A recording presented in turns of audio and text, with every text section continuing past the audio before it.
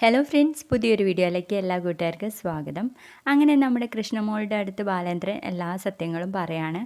അതിനുശേഷം പറയും, ഞാൻ ഒരുപാട് തവണ ആലോചിച്ചതാ മോളെ, സൂയിസൈഡ് ചെയ്യണോ അതോ കൊല്ലണോ, അതും അല്ലെങ്കിൽ നാട് വിട്ടു പോകണോ എന്നൊക്കെ എനിക്ക് അറിഞ്ഞൂടാ മോളെ, ഞാൻ എന്താ ചെയ്യേണ്ടതെന്ന്. എൻ്റെ ഇപ്പോഴത്തെ മാനസികാവസ്ഥ അതാണ്. ഞാനും ഒരു മനുഷ്യനല്ലേ എന്ന് ചോദിക്കുമ്പോൾ നമ്മുടെ കൃഷ്ണമോൾ അങ്ങ് പിടിച്ച് കരയൂട്ടോ. അപ്പൊ കൃഷ്ണമോള് കരയുന്ന കാണുമ്പോൾ ബാലേന്ദ്രൻ ഇനി നമ്മൾ എന്ത് ചെയ്യും മോളെ എന്നുള്ള ഭാവത്തിൽ ഇങ്ങനെ തലോടി കൊടുക്കുകയാണേ.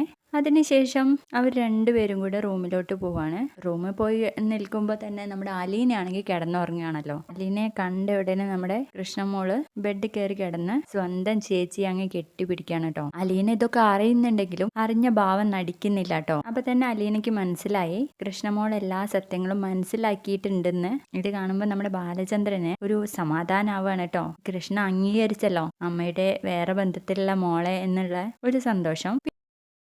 പിന്നീട് നമ്മുടെ മനു ആണെങ്കിൽ ഇവരെങ്ങോട്ടാ പോയതെന്ന് അറിയാതെ തന്നെ ബാലേന്ദ്രനെ ഒന്നുകൂടെ ട്രൈ ചെയ്ത് നോക്കുന്നുണ്ട്. അതില് ബാലേന്ദ്രൻ എടുക്കുകയാണ് കേട്ടോ ഫോണ്. അങ്കിളിപ്പോ എവിടെയാന്ന് ചോദിക്കുമ്പോൾ, നീ ആരോടും പറഞ്ഞിട്ടല്ല ഇങ്ങോട്ട് വരുന്നതെങ്കിൽ ഞാൻ സ്ഥലം പറഞ്ഞുതരാന്ന് പറയാണ്. അങ്ങനെ മനു വാക്ക് കൊടുക്കുകയും ബാലേന്ദ്രൻ നിൽക്കുന്ന ആ റിസോർട്ട് പറഞ്ഞു കൊടുക്കുകയും ചെയ്യാണ്. അങ്ങനെ നമ്മുടെ മനുവും അറിയാൻ വേണ്ടി പോവാണ് കേട്ടോ. അത് വൈജയന്തിയുടെ മകളാണെന്നുള്ള സത്യം ഇവരൊക്കെ അറിഞ്ഞതിന് ശേഷം മാത്രമേ വൈജ അറിയുന്നുള്ളൂ കേട്ടോ.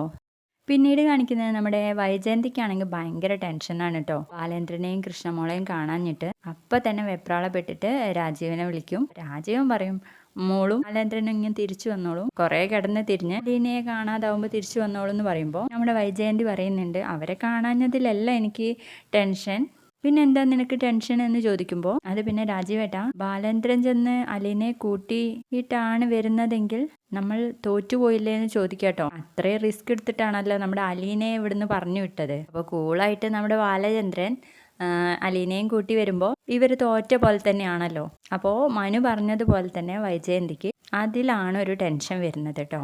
പിന്നീട് കാണിക്കുന്നത് നമ്മുടെ അലീനയാണെങ്കിൽ ഉണർന്ന ഉടനെ അലീനയ്ക്ക് മനസ്സിലായല്ലോ കൃഷ്ണമോൾക്ക് എല്ലാം അറിഞ്ഞെന്ന്.